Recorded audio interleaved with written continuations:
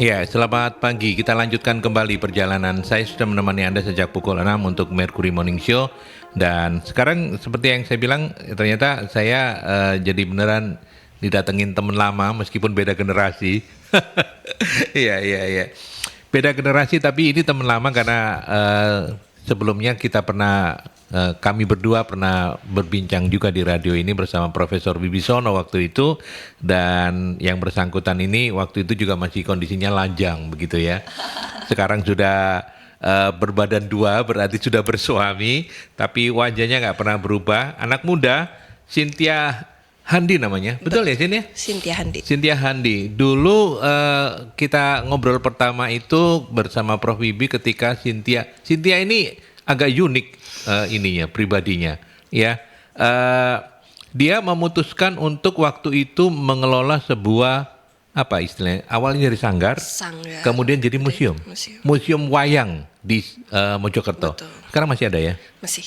Oke. Dan tapi kita mulai saja dari Cynthia ini arek Surabaya asli, ya Cin? Saya kelahirannya tuh Sumatera Utara, Medan. Wow. Tapi cuma tempat lahir aja. Surabaya. Medan. Tempat Medannya. Oh. Kemudian pindah ke Lampung, kemudian besar di Jawa. Tapi papa mama aslinya dari Medan? Medan. Dua-duanya? Dua-duanya. Tapi ya sudah keliling dari kecil di Lampung, terus baru habis itu di Jawa tuh Jombang dulu, baru Mojokerto. Tapi ya kalau ditanya span life kita paling lama di mana, saya paling lama di mana, Mojokerto. Mojokerto ya? Paling lama. Loh gitu ya? Iya. Berarti waktu itu kos atau iya kos ya? Udah sama orang tua rumah. Oh, lah sekarang orang tua masih di Mojokerto? Masih. Oh gitu? Masih. Oh, tak kira orang tua di Surabaya. Oke. Kakak ada, sudah nyebar lah. Ada yang di Jakarta, ada yang di Surabaya. Cynthia ini 4 bersaudara, anak nomor 3 dan kebetulan empatnya perempuan. Cewek semua, cocok. Ya ini udah mencar semua sih sekarang. Ada yang di Jakarta, ada yang di Surabaya. Saya di Mojokerto, Surabaya, lintas lah pokoknya Jawa Timur. Adik saya di Cina.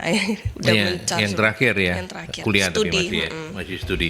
Dan apa yang unik itu adalah kenapa kemudian seorang cewek gitu ya tertarik dengan dunia wayang sampai memutuskan untuk itu nggak paruh waktu kan ya, full time ya? Full time sambil kuliah. Ceritanya gimana waktu itu? Kalau ditanyain gini, dari sekolah saya tuh juga sudah intens dalam dunia organisasi, mulai dari kepemudaan, kemudian sampai ke pariwisata dan kebudayaan. Oke. Apa Terus yang sekolahnya di Sidoarjo? Saya di Mojokerto. Sampai SMA? SMA. Kuliah di Ubaya? Ubaya. Oh, makanya ketemu Prof Wibi ya? Prof Wibi. Oke. Terus? Nah, kegiatan-kegiatan organisasi itu juga membuat saya ada andilnya lah, membuat saya punya pengalaman dengan berbagai hal, mulai dari sesama anak muda, lingkungan hidup, kesehatan, itu sering banget. Maksudnya tuh kayak duta-duta gitu loh, duta kesehatan, duta motivasi apa kayak gitu-gitu loh yang aktif biasanya pokoknya ya. Aktif karena sering diajak oleh sekolah menjadi perwakilan, misalnya perwakilan sekolah untuk ajang-ajang tersebut. Sorry, S1-nya dulu apa? Ekonomi? FEB? Psikologi. Oh, psikologi. Unik lagi Kok ya. bisa kenal Prof Wibi? Karena aktif di kampus? Di kampus kan kita punya program saat itu. Mungkin karena Prof Wibi juga suka wayang ya, makanya ketemunya suka wayang. Terus kalau ngomong sama Prof Wibi tuh luas sekali.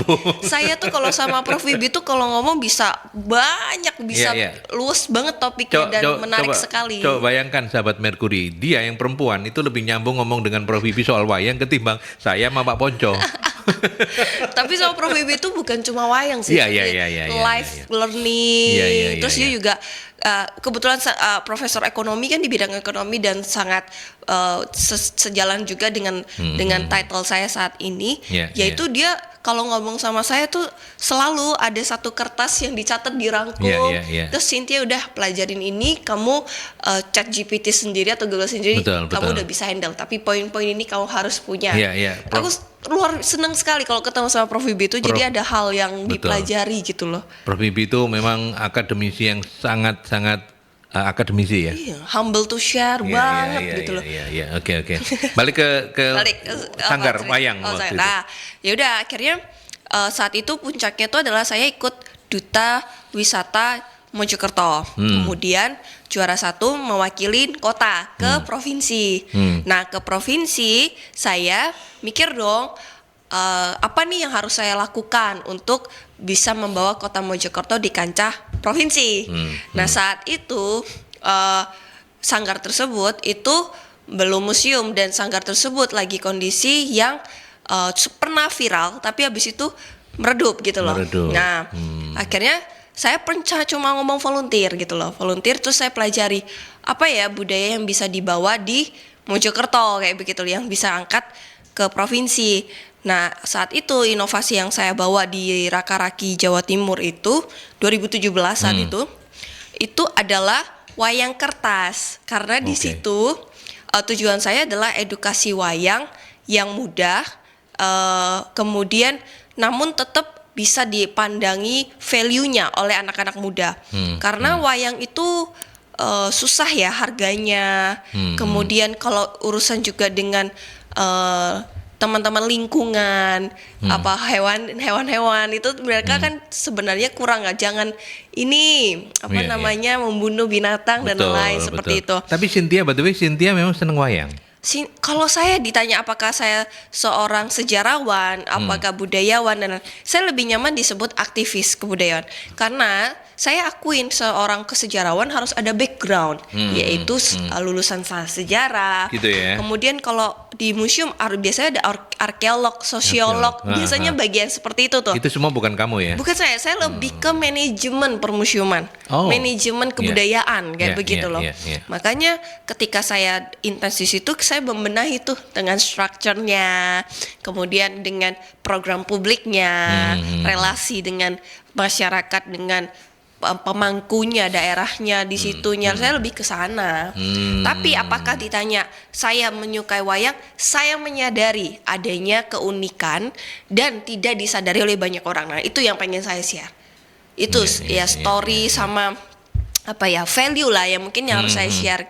Dan itu juga yang akhirnya disupport sama kementerian saat itu. Siapa sih Pak Mas Aldi, kayak misalnya anak yang saat itu saya ke kementerian ngurus izin tuh masih kuliah. Itu masih kuliah ya? Masih kuliah. Saya ke Jakarta sendiri. Nah, puji Tuhannya tuh saya tuh lagi-lagi ditemukan dengan orang-orang yang tulus ya, istilahnya mau mengarahkan kami gitu loh. Nah, saya bisa mengurus itu dibantu sama ketua BPCB Jawa Timur yang saat itu menjabat namanya Pak Said, orang Makassar, Bugis asli. BPCB itu apa? BPCB itu Badan Pelestarian Cagar Budaya. Sekarang berubah bernama jadi Badan Pelestarian Budaya. Kayak ada perampingan lah pokoknya setelah pergantian ini. Nah, itu diajak ketemu dengan kementerian saat itu, Kementerian Pusat di Jakarta, dianterin ketemulah dengan direktur yang harus mengeluarkan struktur izinnya dan persyaratan banyak halnya. Anak kuliah yang bahkan belum ngerjain skripsi Mas Aldi gitu kan, dibimbing sama mereka yang jauh lebih senior dan dengan humble-nya mereka mengajarin saya, nyontoin ini loh Mbak Cynthia, ini caranya begini. Itu bisa.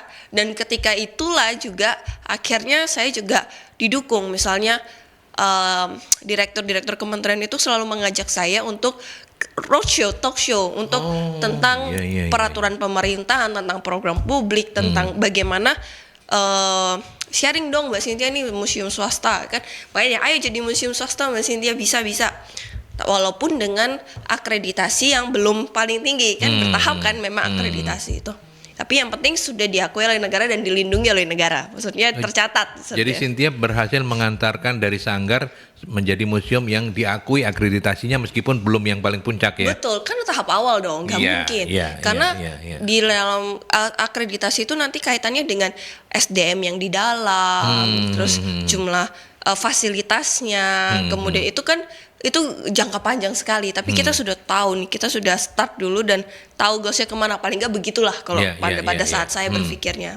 Ya udah, terus habis itu jalan ya udah saya bisa keliling tuh, bisa anak kuliah bisa jalan bareng-bareng, ketemu kota yang belum pernah didatengin gitu, di Makassar, Palembang, main-main, itu kayak sebuah kebudayaan ternyata bisa ya semenarik ini, bisa loh. Dan ternyata ada juga di takdir saya, di garis line saya bisa bertemu dengan itu ya. Bertemu dengan topik-topik seperti ketika jalan-jalan kayak begitu semua ditanggung, dibiayai oleh negara. Negara. Karena kan tujuan saya itu untuk mengencourage anak-anak muda sampai pelaku kebudayaan di sana. Jadi pengurus-pengurus museumnya dan lain-lain. Bagaimana membentuk program-program yang efisien tuh dalam artian nggak perlu biaya banyak kok, cuma perlu tinggal ini aja ketemukan ini dengan ini kayak gitu. Kita buat gambaran-gambaran. Wah itu nggak bisa dinilai dengan apapun ya, luar pengalamannya Pengalaman ya. Itu sampai makanya. kapanpun sempat keliling Indonesia berarti ya? Ya belum semua, tapi pernah mencicipi beberapa pulau di Indonesia. Beberapa pulau gitu ya. Menarik lah. Ya berarti Cynthia itu ada di di sanggar atau museum itu mulai 2017. Iya, sekitaran gitu 17-18. Jadi 18. Fixnya tuh juga saya nggak bisa ngomong karena itu secara smooth. Karena awalnya dari volunteer kan, kayak volunteer. Kemudian saya bilang ini bisa loh digadekan gini. Nah, ownernya itu merasa tertarik. Akhirnya awal kok cuma humas apa dan lain. Lama-lama kok, ayo Cynthia ini kayak begitu loh. Pintu masuknya itu ketika Cynthia memenangi itu ya? Iya, mau membawa sanggar tersebut. Apa kalau di Mojokerto namanya? Raka-raki? Raka-raki itu kan Jawa Timur. Kalau Mojokerto Gusyu. Gusyu kayak Sidoarjo ya? Gusyu, kota Guyu kalau Sidoarjo. Kalau Sidoarjo Guyu, kalau Mojokerto Gusyu. Oh, beda. Ya, jadi semua kota kabupaten itu ada perwakilannya, biasanya duta wisatanya, ambassador-nya gitu. Oke. Nah, itu sempat menekuni bidang itu sampai tahun berapa? 2022 ya. 22 pertengahan kayaknya. 2022 pertengahan ya. Oke. Semenjak apa ya? Ya ada ikutan fokus di studi, kemudian juga kita juga ada orang tua juga ada harapan dengan saya untuk bisa mendirikan bisnis dan lain kayak begitu loh, melanjutkan kayak gitu. Jadi memang apa namanya ya, hidup ini harus realistis begitu ya. Pada umur-umur tertentu orang tua kita sudah mulai khawatir ini kalau ada di museum terus gimana ini Cynthia ini. Sebenarnya kalau ditanya apakah museum itu bisa menghasilkan dan lain-lain, depends ya, depends. Kalau memang tergantung museum itu kalau dikelola dengan baik ya itu bisa menghasilkan. Contoh kita lihat juga Jatim Park Group kan punya museum dan hidup dari museum untuk dari anak-anak ke sekolah, tur-tur kayak begitu. Tapi memang kuncinya kedewasaan, kepengelolaannya, yaitu jadi strukturnya harus jelas banget tuh. Karena kalau museum nggak boleh dikelola dimiliki oleh PT atau CV, harus yayasan. Tapi yayasan bisa menunjuk CV atau PT untuk pengelolaannya. Untuk pengelolaannya. Oh, jadi tetap boleh profit oriented ya? Boleh, tapi quote unquote ya, profit oriented quote unquote. Quote unquote gitu ya? Untuk pengelolaan barang museum itu sendiri, karena kan kita swasta bukan negara. Iya, oke. By the way, sepanjang yang Cynthia amati, karena itu kan saya nggak bilang itu peninggalannya Cynthia ya, tapi by the way kan museum itu ada kan 90 sekian persennya itu karena sepak terjangmu. Enggak gitu. lah. Kalau sekarang masih ada nggak? Masih. Kalau bilang semua kayak gini, menurut saya ada banyak andilnya, bukan saya aja. Tapi saya punya kesempatan untuk ikut andil, dan saya juga bersyukur atas kesempatan itu, gitu sih. Walau mungkin saya cuma tidak selamanya di situ, istilahnya tidak sampai betul. Ada masa hidup saya yang harus saya lanjutkan lagi, gitu loh. Dengan berbagai macam pertimbangan. Lokasinya di mana sih? Kalau museum itu ada di Mojokerto. Kota kabupaten? Kota ya. Kota, gitu. Alamatnya ingat nggak? Wah, lupa saya. Lupa ya? Iya, oke. Sudah nggak pernah ke Mojokerto sejak bersuami dia. Nanti kita lanjutkan, kita break dulu ke iklan, sahabat Mercury. Kalau Anda mau ngobrol-ngobrol sama Cynthia, nanti kita juga tanya bagaimana dia apa namanya, bulan April ini bulan Kartini ya. Oke, bulan Kartini. Bagaimana Cynthia melihat anak-anak muda Indonesia, perempuan-perempuan hebat Indonesia di bulan ini. Kita akan lanjutkan setelah pesan-pesan. Ya, kita masih bareng-bareng. Saya masih ngobrol-ngobrol sama Cynthia Handi. Tadi kita sudah dengar ceritanya bagaimana kemudian Cynthia ini dengan segala komitmennya begitu ikut membesarkan, karena tidak mau diklaim sebagai orang yang membesarkan, dari ikut membesarkan sebuah sanggar di Mojokerto menjadi sebuah museum yang existingnya itu masih bisa dinikmati sampai sekarang gitu ya. Oke, luar biasa. Silakan untuk Anda yang mau sharing-sharing boleh ngobrol-ngobrol santai begitu. Mungkin Anda pegiat budaya, kebetulan Cynthia punya banyak referensi soal itu. Bagaimana kemudian juga atau mungkin ada yang nanya misalnya saya nggak tahu masih ingat apa enggak ya, ngurus izinnya jadi museum kayak gimana, Cynthia masih ingat nggak, Cin? Wah, ingat sih pasti. Ingat ya, pasti ya. Ingat, itu lucu banget. Jadi bayangin tiba-tiba di kesana pede aja, Pak saya mau ngurus izin. Bawa apa waktu itu? Enggak, bawa keyakinan aja, Pak. Saya mau ngurus izin, apa yang harus saya lakukan? Udah, gitu aja. Kemudian langsung dipanggilkan divisinya, kayak bagian-bagiannya, langsung dikasih listnya. Wih, kertas banget. Itu di kementerian apa, Cin? Pendidikan dan Kebudayaan. Oh, iya, Saat iya, itu iya, belum dipecah, sekarang kan sudah pendidikan. Iya. Itu begitu lihat itu nggak ada, itu nggak, listnya tuh mayoritas kita nggak ada semua. Jadi ngurus semua dari arahan list yang diperlukan itu. Contoh yang paling sederhananya IMB itu ya, belum ada waktu itu misalnya. Karena itu kan bangun cagar budaya ya, kayak susah ya, atau karena ya memang kan pengembangan penataan data-data kita tuh kan negara berkembang ya kita ini. Terus apalagi pencatatan koleksi, koleksinya tuh kan banyak sekali dan perlu waktu, itu kita ngebut. Terus apalagi ya, ini legal, belum ada bentuknya, itu kan awalnya cuma koleksi aja, ya udah koleksi pribadi gitu. Tapi kan ketika kita, makanya disebutnya sanggar. Akhirnya kita harus berkembang jadi museum untuk apa ya?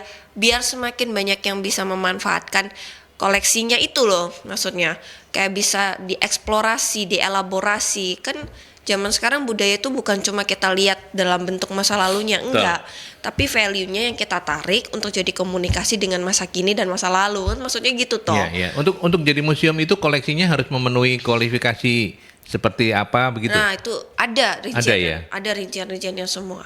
Disebutnya ya, jumlahnya berapa, harus ini ada. Oh gitu itu. ya. Nanti kalau detailnya saya udah harus lihat lagi tuh, Pak. Iya. Oke, tapi ya itulah ketekunan beliau ini yang kemudian membuatnya bisa merealisasikan apa yang ada di ini. Nah, Zin, kita ada di bulan Kartini ya. Sekarang ini tanggal 24. Berarti 3 hari atau 4 hari yang lalu, 3 hari yang lalu lah ya. Kita baru saja merayakan Hari Kartini. Gemanya sudah sangat berkurang ya. Setuju ya. Setuju. Itu yang kadang-kadang saya. Nah, gimana kalau sebagai perempuan gimana nih? Sebenarnya kalau ngomong gemanya perempuan dalam peran di keseharian tidak berkurang, tapi lebih ke Kartininya. Iya. Ya benar ya. Iya betul. Itu yang saya bilang gemanya berkurang. Apakah karena memang makin hari Kartini dianggap makin tidak ada? Atau mungkin sudah semakin mimpi Kartini sudah semakin jalan, perempuan semakin sudah intens di dalam keseharian. Ya, persamaan. Iya, saya berharap begitu, mudah-mudahan. Bukan karena memang sudah terlupa begitu. Bukan terlupa, karena mungkin ya makanya apa yang diimpi-impikan oleh Kartini ya sebenarnya sudah kita lakukan gitu loh. Benar nggak sih, sudah jalan sekarang banyak perempuan-perempuan menjadi leader. Menteri kita banyak lagi perempuan-perempuan hebat, menteri luar negeri, menteri keuangan. Kita pernah punya presiden juga perempuan. Maksudnya kayak kita sudah negara yang sudah dewasa dengan hal emansipasi wanita, istilahnya seperti itu kan. Nah, tapi pertanyaannya lebih ke yaitu pengingatnya itu loh, momentumnya tuh mengingatkan Kartininya itu.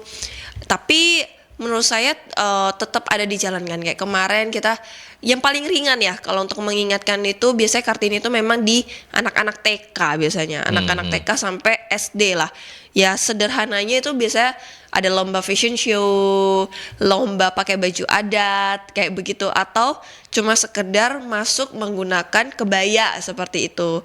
Itu kan juga sudah jalan sih kalau di Kota Mojokerto itu, bahkan ada harinya memang kayak gitu, menggunakan pakai baju-baju atribut kebudayaan gitu ada. Di sekolah Insinyur Soekarno kan Soekarno kecil kan pernah sekolah di Mojokerto. Itu ada memang anak kecilnya tuh udah pakai baju kebaya. Sampai tahun ini ya, sampai tahun ini sekarang, masih ada. Masih ada. Yang cowoknya pakai baju Kusno kecil, Soekarno kecil gitu kan, kayak gitu. Itu masih ada. Ya memang lebih ke implementasinya tuh harus dikondisikan menurut saya. Biar gap komunikasi kebudayaannya ini nggak makin gede lah ya. Iya betul. Karena nggak bisa disalahin sih kalau ngomong kita nyalain anak kecil sekarang. Kamu sih nggak ngerti Kartini gitu. Sebenarnya nggak boleh nyalain anak kecil. Anak kecil tahu dari mana tentang Kartini lah, nggak dari orang dewasa. Iya kalau tidak, iya. Orang dewasa atau nggak dari media gitu loh. Nah sekarang coba kita isi media lebih cenderung apa? Politik. Ya. Terus apa lagi? Trik infotainment, artis kayak gitu-gitu doang kan. Yang artis luar negeri bahkan yang lebih up to date kayak gitu kan. Ya PR kita di situ. Sama seperti wayang juga kan. Sama juga dengan kebudayaan kearifan lokal kita Surabaya, katakanlah misalnya punya ludruk. Ya. Seberapa banyak anak-anak muda itu mengenal ludruk? Nah balik lagi yang kalau saya tanya, apakah ya dalam hal gini, budaya itu bisa bertahan itu karena dia memiliki value yang relevan dengan masa kininya gitu, masa sekarangnya. Nah relevansi ini loh yang harus terus dijaga. Nah relevansi itu ngomongnya apa? Bentuknya, komunikasinya, ya memang harus dikembangkan. Makanya kan di kebudayaan kita namanya pemajuan kebudayaan. Itu yang harusnya digodok gitu loh. Bukan ngekeh harus dalam pelaksanaannya harus kita samakan dengan budaya masa lalu. Karena konteksnya udah beda. Konteksnya apa? Budaya lalu masyarakatnya itu waktu kerjanya nggak sepadat sekarang. Waktu zaman dulu lebih lambat jalannya ketimbang waktu zaman sekarang. Betul. Mas Aldi kerasa kan, lu udah sore aja baru keluar rumah, tiba-tiba keluar dari radio udah sore aja betul. Lu dulu entertainment malah yang dicari, kekurangan entertainment, TV aja jarang, handphone aja nggak ada. Kalau mau mall apalagi kan, kalau mau nyari hiburan ya pasar malam, terus apalagi tontonannya aja wayang, ya ludruk. Ya gitu kan. Nah, ini sekarang entertain itu udah tumpah, udah di mana-mana. Dan bahkan budayanya sekarang kita bisa memilih entertainment apa yang mau kita tonton. Kalau dulu ya entertainmentnya ini. Kita nggak punya banyak pilihan kalau contoh dulu ada TV. Ya udah jam 7 nontonnya ya itu, sinetron. Filmnya itu saya kira. Kalau dulu jam itu. 8 ya ini ya, gitu. Ya. Sekarang TV udah harus menjelma masuk ke dalam bentuk-bentuk yang lebih fleksibel.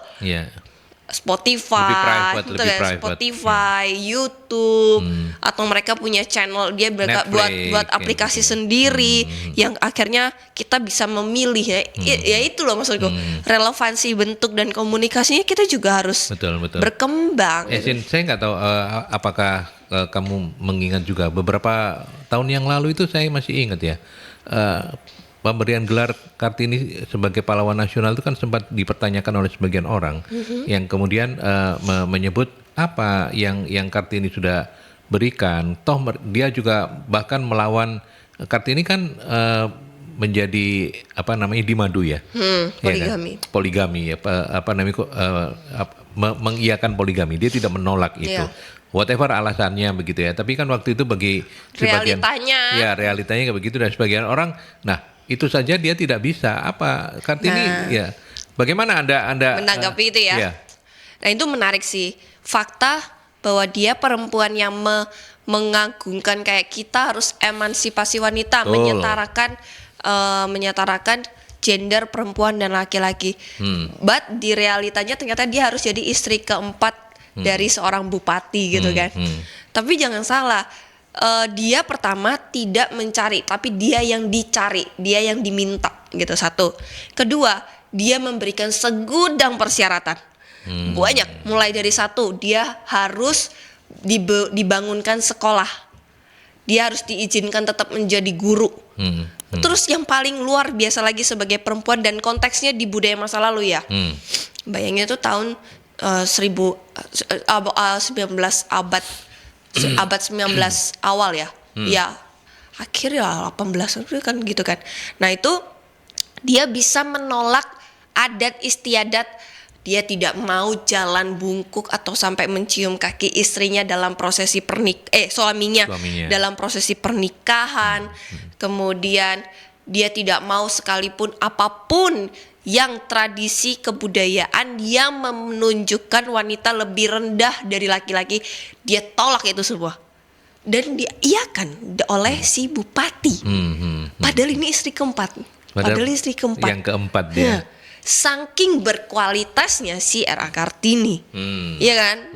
Tentu itu saya yakin itu menjadi sebuah fenomena di masa itu, yang dimana perempuan bersekolah aja masih bisa dihitung jari.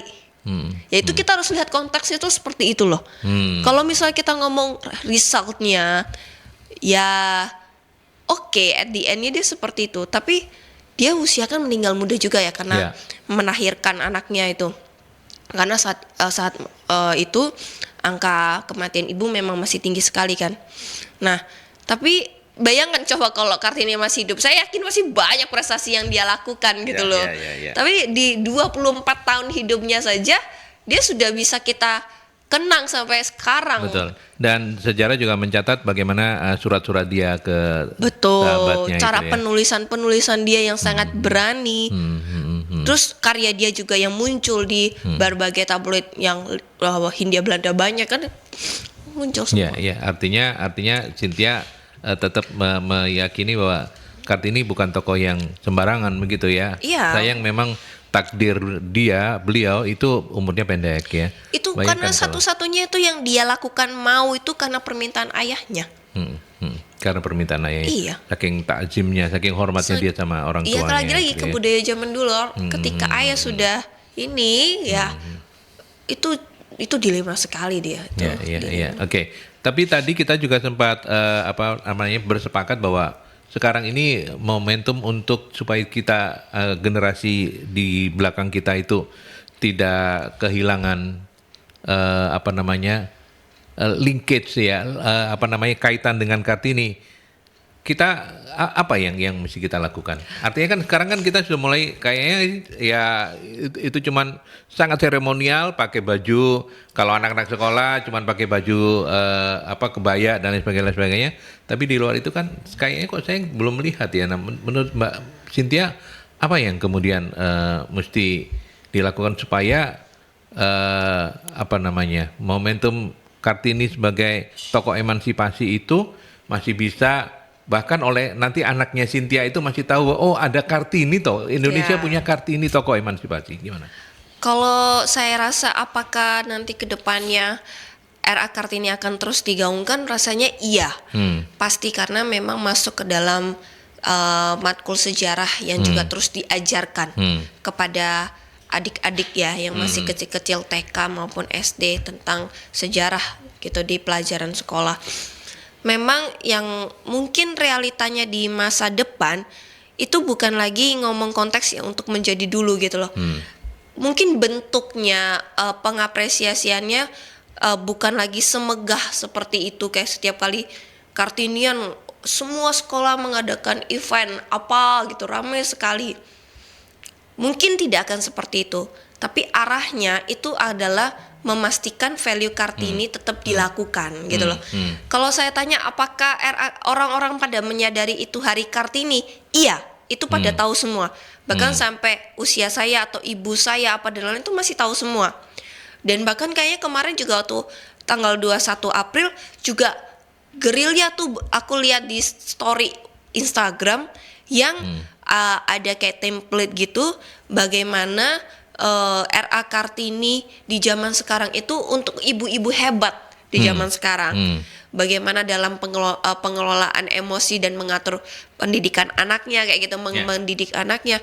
Itu mereka masih bentuknya seperti itu dengan membuat story upload dengan mengucapkan Happy Kartini Day, kemudian bagaimana dia implementasikan Kartini versi dia dengan konteks perempuan dia, statusnya seperti itu. Menurutku memang akan tetap dikenang, tapi bentuknya yang lebih ringan, tapi tetap value-nya nggak akan hilang, yaitu perempuan adalah sosok yang luar biasa dan bisa berdampak dengan title dia sebagai apapun walaupun hanya sekedar ibu rumah tangga gitu loh. Ya, oke. Kita punya kementerian yang mengurusi soal pemberdayaan perempuan ya. Kita masih punya itu, kita titipkan saja supaya dan memang perlulah dalam negara ini ada sosok yang dijadikan role model untuk menjadi apa ya pegangan lah ya. Kita masa zaman dulu era Kartini begini, zaman sekarang perempuan harusnya lebih berkembang dong. Iya. Apalagi Indonesia itu masih minimal sampai hari ini masih dikenal sebagai negara yang paternalistik ya. Artinya panutan itu masih dari yang lebih tua. Nah, mudah-mudahan itu bisa patriarki masih ada lah ya di lingkup-lingkup desa kita. Betul. Nah, tapi kalau mungkin di kota besar sudah mulai ya sih, sudah mulai berkurang.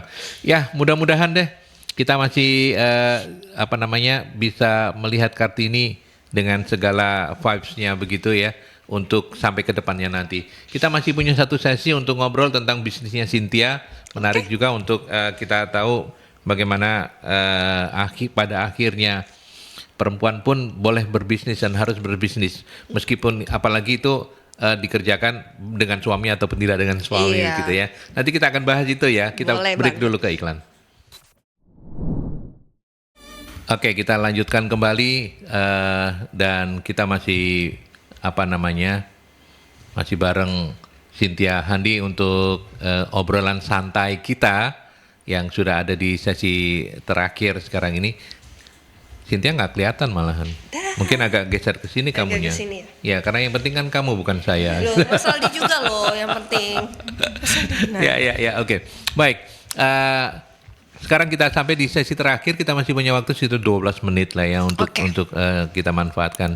Akhirnya kan sekarang Cynthia memutuskan untuk berbisnis. Betul, ya. Full timernya berbisnis. Part timenya sekarang ya ikutan kegiatan-kegiatan, misalnya ngisi acara kebudayaan. Masih ada waktu untuk itu? Masih, kadang masih diundang. Meskipun sudah mulai dikurangi ya. Pasti karena sudah fokusnya ada beda. Dedeknya ya.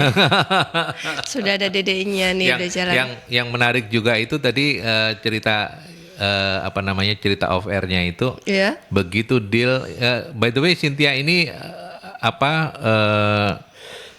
usahanya itu adalah retail di bidang stationery atau alat tulis. Jadi kami adalah distributor alat tulis dan kantor di Jawa Timur. Di Jawa Timur ya. Levelnya udah Jawa Timur ya. Karena kan kita nggak cuma di satu kota di Jawa Timur.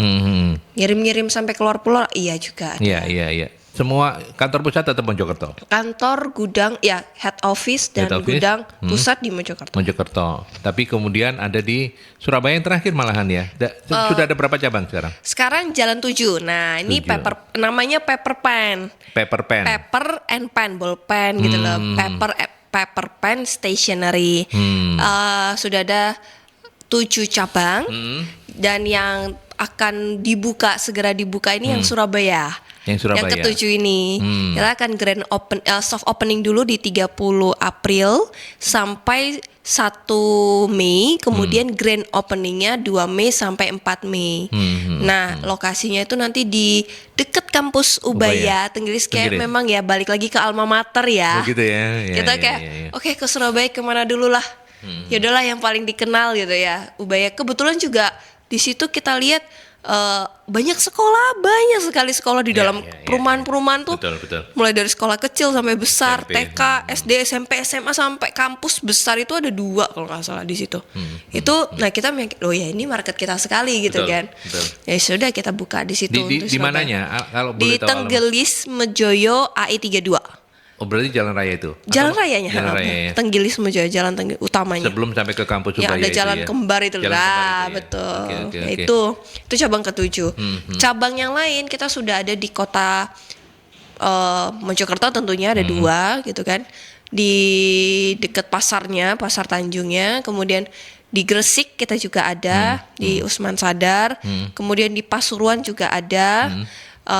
Panglima Sudirman gitu kan, di Jalan Panglima Sudirman itu jalan kota besarnya Pasuruan. Bangil juga ada, kemudian Malang Malang itu di Pasar Besar, dekat Kelenteng Pasar Besar. Itu kemudian Surabaya. Okay. Jadi ada 6 kota. Iya. Nah, kita komitmen berusaha untuk tiap tahun nih buka cabang baru. Wow, keren ya. By the way, sukses untuk usahanya. Tapi kita juga nggak cuman menyoroti usahanya, tapi kita menyoroti perempuan perempuan menjadi entrepreneur. Banyak sih UMKM juga banyak. Tapi kalau dari sudut pandang seorang Cynthia Handi gimana mengatur waktunya? Iya. Perempuan. Susah nggak? Lebih ke susahnya lebih ke penyesuaian bidang. Kalau ini kan tanya Cynthia kan, berarti Cynthia share pengalaman Cynthia. Jadi dulunya itu ngurusin hal tentang creativity, tentang seni, tentang people lebih banyak gitu kan. Sekarang lebih ke retail. Retail tuh kayak kalau misalnya masal dilihat Indomaret, Alfamart ya kayak gitu loh toko kami itu. Iyalah. Tapi stationery, cuma grosir dan eceran kayak begitu. Karena itemnya banyak, produknya Betul. gitu kan. Nah, dari situ aku mulai harus lebih yang paling tersorot di dalam diri saya adalah ini. Antara idealis dan realistisnya ini loh, digerus terus diuji terus. Kalau dulu di museum idealis banget, ini kayak gini kan, harus ngerjain ini, nanti kita tata semua. Kalau bisnis gak bisa. Setiap apa yang langkah diambil, yaitu harus ada hubungannya. Untung ruginya gitu Untung ruginya harus apa dampaknya, salesnya apa, goals yang dicapai apa, kayak gitu loh. Untung bukan tentang uang aja, tapi mayoritas pasti akan tentang uang karena ini bisnis. Misalnya kalau kita ngomong tentang exposure, ya udah sejauh mana ada angkanya, datanya dan lain-lain kayak begitu. Nah itu kalau dulu di museum coba dulu gitu kan, trial dulu, terus ditambah lagi dunia itu juga tidak banyak kompetitor. Jadi ketika kita melakukan sesuatu itu banyak yang baru, kita yang menjadi yang lebih terbaru, kita yang lebih inovasi, kita yang lebih seperti itu terlihat ya. Tapi kalau ngomong dunia bisnis, semua berbisnis. Kita benar-benar harus jauh lebih tahu tujuan kita kemana, caranya apa, berapa, semua tuh beneran. Boleh dibilang berbisnis itu membuat Cynthia mesti keluar dari zona nyaman ya? Betul, zona nyaman itu di situ pertarungannya dalam tanda petik quote-unquote-nya pertarungannya di situ ya. Dan Anda berhasil memenangi itu? Belum. Mau nggak mau? Oh belum? Belum selesai masa ini, belum, masih terus diuji. Misalnya ketika kita lagi diskusi mau mengadakan program ini, kesukaan saya itu adalah program publik kayak gitu kan. Program publik. Kenapa saya bilang belum? Karena banyak apa yang saya pandangi harusnya bisa seperti ini, tapi ternyata saya belum bisa eksekusi sesuai dengan kayak hasilnya gitu loh. Kalau dulu, ayo kita membuat masa wayang kardus mewarnai menggambar. Saya tinggal ngomong sama kampus gitu kan, kampus Ubaya, Pak ini loh, saya tempel langsung MOB-nya, ini barangnya sudah ada.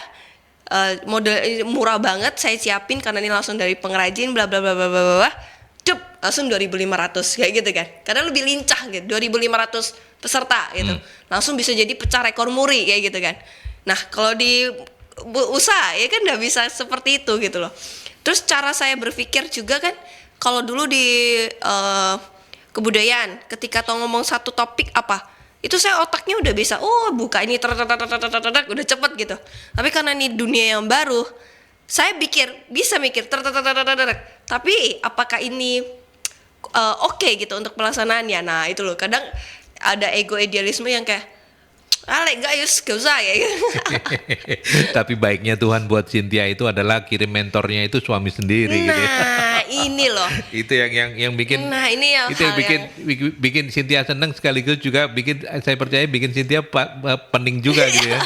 Karena gak nurut sama suami bahaya itu. Gak nurut sama suami turun ke rumah ya kan. Iya itu. Tapi kegiatan kebudayaan masih Cynthia lakukan ya. Masih jadi itu apa? Per bulan sekali Anda target begitu atau? Kalau target enggak sih. Go with the flow aja, kayak ada panggilan, kemudian misalnya adik-adik yang Kak, aku ikutan ini, duta ini, aku arahkan masih di Mojokerto ya? Mojokerto, tapi Zoom apa dulu. Saya barusan aja sebenarnya setahun jalan lebih. Kemarin saya masih jadi ketua PSDM Rakaraki Jawa Timur.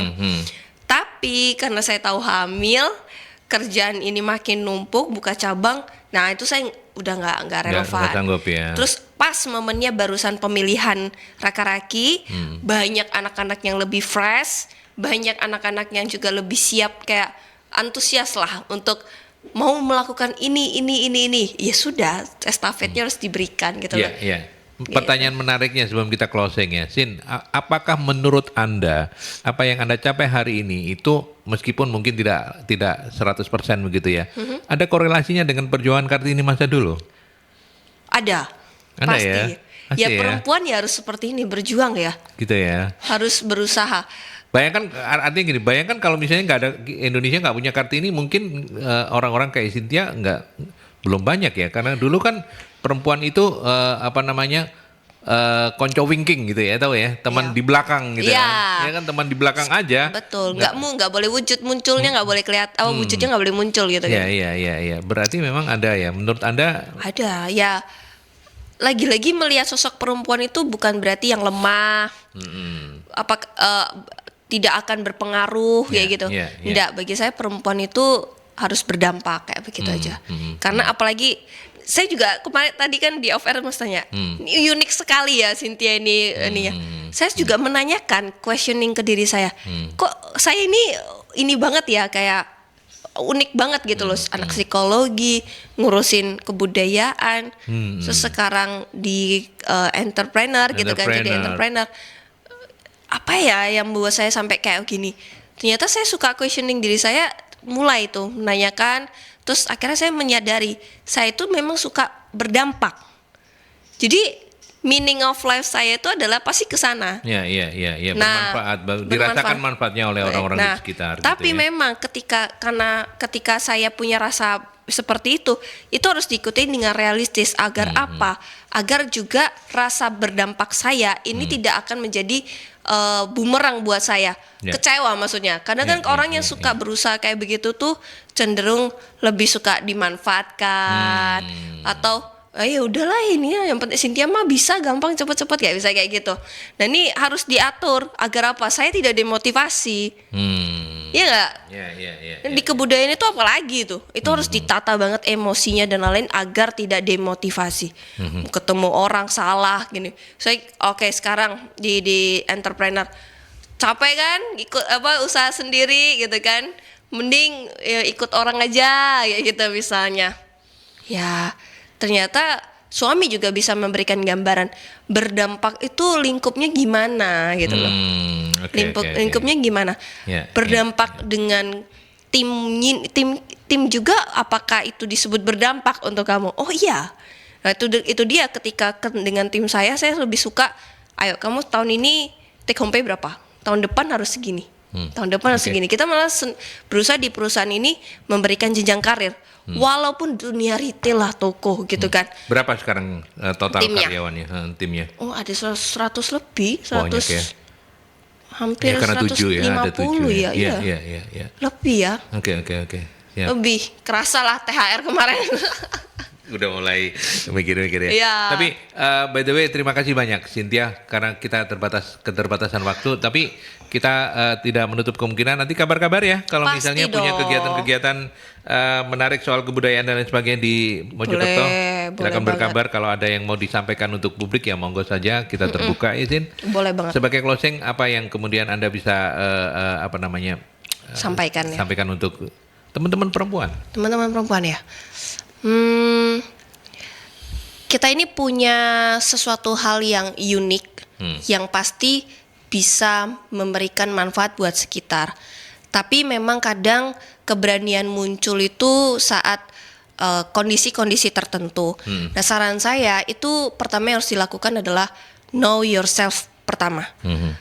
Untuk apa? Untuk set your goal. Set your goal. Agar apalagi kita bisa menentukan lingkungannya. Karena apa? Perempuan yang hebat itu bisa semakin produktif, semakin berkembang, terutama perempuan menikah. Itu kunci utamanya berdasarkan penelitian skripsiku nih ya. Ketika pasanganmu mendukungmu. Nah, itulah maksudku. Oke, aku mau menjadi perempuan yang hebat gitu kan. Dan harus cari pasangan yang bisa mendukung. Nah, dan dilakukan oleh Era Kartini. Dia rela dipoligami, tapi mimpinya tidak mati. Dia tetap bisa mengajar, dia punya sekolah, dia tetap bisa menulis, dia lakukan. Luar biasa. Karena memang perlu support system. Seperti itu. Jadi kayak ya perempuan ya, intinya adalah kadang kita nggak bisa berdampak, itu bukan berarti kita nggak bermanfaat, tapi sebenarnya kita belum tahu kapasitas kita di mana. Kita belum kenal diri kita. Terus jalani hidup ini, berjuang untuk sampai bisa menemukan kapasitas yang Anda punya seperti apa begitu ya? Di lingkup terkecil, apapun itu. Whatever itu. Terima kasih banyak sekali lagi Cynthia. Luar biasa. Juga. Nggak rugi datang dari Mojokerto, saya banyak mendapatkan insight ya Nil, dari anak muda yang luar biasa. Selamat menikmati masa kehamilan. Sebentar lagi jadi ibu, sehat-sehat terus. Sampaikan salam baru lagi nih ya. Sampaikan salam untuk suami ya. Iya, kapan-kapan kita bisa ngobrol-ngobrol di sini. Nah, kalau mau kewirausahaan bisa banget tuh sama dia. Nanti kita atur waktunya ya. Boleh. Thank you Cynthia. Thank you juga. Ya, sampai di sini obrolan saya di Mercury Morning Show pagi ini bersama Cynthia Handi. Anda sudah mengikuti. Kalau Anda tertinggal dengan diskusi ini, Anda bisa menonton kembali, mengikuti kembali nanti di YouTube-nya Mercury ya.